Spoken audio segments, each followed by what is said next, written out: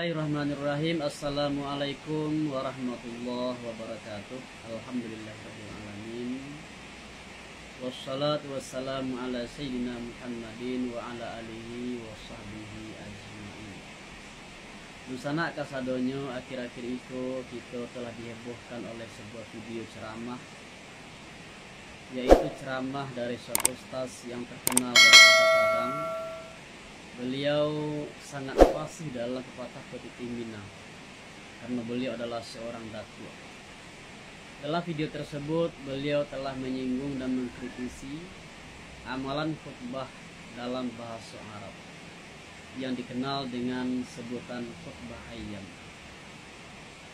Nusana kasadonyo dalam video tersebut kalau kita simak, Pak Datuk Iko tidak satu pun mengemukakan dalil dari Al-Quran dan hadis atau dari kitab-kitab fikih terkait dengan kritik beliau terhadap khutbah dalam bahasa Arab.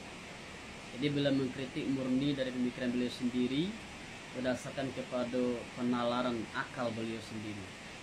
Dengan demikian Bapak Ibu, video tersebut telah menimbulkan reaksi terutama dari kalangan pengikut tarekat Syatariyah. Mereka merasa tersinggung dengan ceramah dari ustadz tersebut. Nusana kasadonyo ambo sebagai seorang kader dari Jamaah Syatariyah merasa terpanggil untuk memberikan tanggapan kepada Pak Datuk terkait dengan kritik Pak Datuk terhadap khutbah Jumat dalam bahasa Arab tersebut. Jamaah kasadonyo, untuk kita ketahui bahwa Jamaah Tarekat Syatariyah di Sumatera Barat atau di luar Sumatera Barat itu dalam bidang fikih mengikuti mazhab Syafi'i, sebagaimana mazhab itu telah diikuti oleh umumnya mayoritas umat Islam di Asia Tenggara. Nusana karena itu amalan dari Jamaah Tarekat Syatariyah tentu saja berdasarkan kepada fikih mazhab Syafi'i. Jadi amalan itu bukan tanpa dalil, tetapi memiliki landasan di dalam fikih mazhab Syafi'i. Terus anak kasadonyo, untuk kita perlu maklumi juga bahwa khutbah Jumat itu bukanlah ceramah biasa. Khutbah itu adalah ibadah mahdah yang mana satu paket dengan sholat Jumat. Karena itu ibadah mahdah itu tentu terkait dengan rukun dan syarat. Begitu juga dengan khutbah itu. Khutbah itu memiliki rukun dan syarat. Kalau terpenuhi rukun dan syaratnya, maka khutbah itu dianggap sah. Kalau tidak terpenuhi, maka khutbahnya tidak sah. Kalau khutbah tidak sah, maka sekalian juga tidak sah dengan sholat Jumatnya. Nusana nan dirahmati Allah Subhanahu wa Ta'ala. Kini ambo tampilkan alasan atau dalil kenapa para ulama Syatariyah memilih khutbah dalam bahasa Arab secara full tanpa campuran dengan bahasa Indonesia. Dalam kitab Minhajut Talibin misalnya, kitab fikih terkenal dalam mazhab Syafi'i, disebutkan bahwa wa yustaratu kaunuha Arabiyyah, dan disyaratkan khutbah itu dalam bahasa Arab. Itu matan di dalam kitab Minhajut Talibin. Kemudian kita cari dalam kitab Qalyubi wa Umairah, dijelaskan oleh Imam Al-Mahalli apa yang dimaksud dengan kaunuha, keadaan khutbah itu bahasa Arab. Artinya adalah kulluha, semuanya dalam bahasa Arab. Kemudian kulluha itu juga dijelaskan oleh Imam Qalyubi di halaman 278. Apa yang maksud dengan kulluha atau semuanya? Ai kullu arkaniha fil khutbatain. Artinya semua rukun khutbah di dalam dua khutbah. Jadi penjelasan dari Imam Qalyubi bahwa semua rukun khutbah itu mesti dalam bahasa Arab. Ada berapa rukun khutbah? Ada 5. Yang pertama adalah memuji Allah. Yang kedua, selawat kepada Nabi.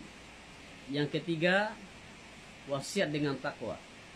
Yang keempat, membaca ayat Al-Quran. Dan yang kelima adalah doa untuk muslimin dan muslimat. Jadi ini yang wajib dalam khutbah itu. Rukunnya ada 5, mesti dalam bahasa Arab.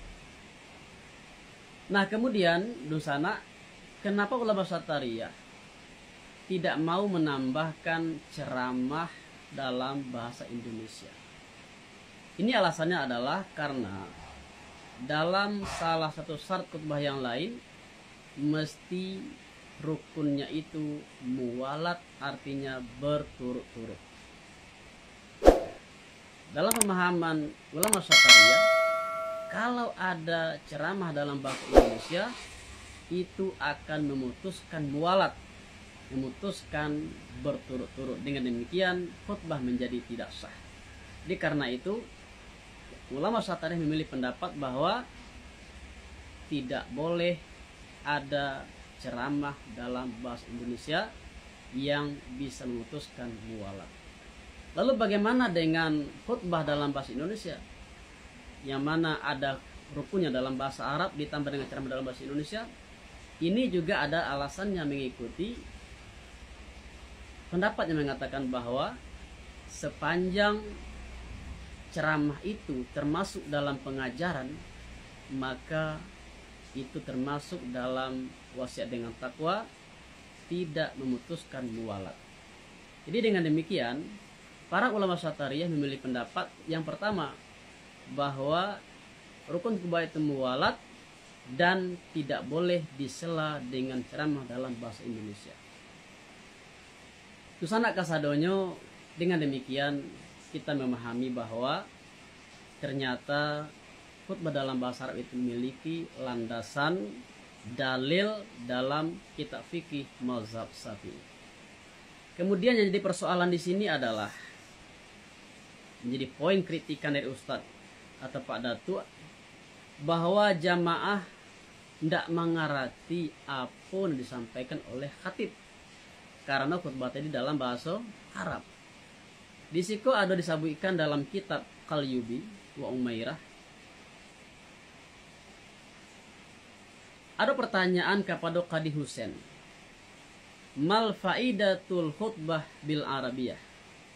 Mal faidatul khutbati bil arabiyah iza lam ya'rifuha al qaum?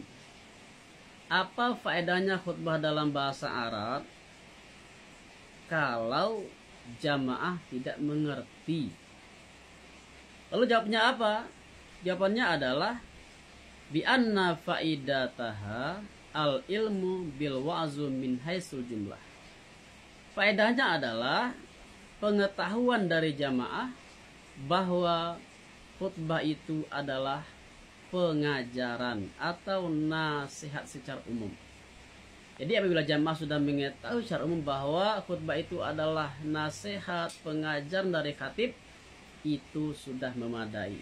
Dengan kata lain, dalam syarat khutbah tidak disyaratkan jamaah mesti mengerti apa yang disampaikan khatib atau mengerti apa materi dari khutbah tersebut. Cukup bahwa jamaah ini mengetahui bahwa khutbah itu adalah nasihat, pengajaran secara umum.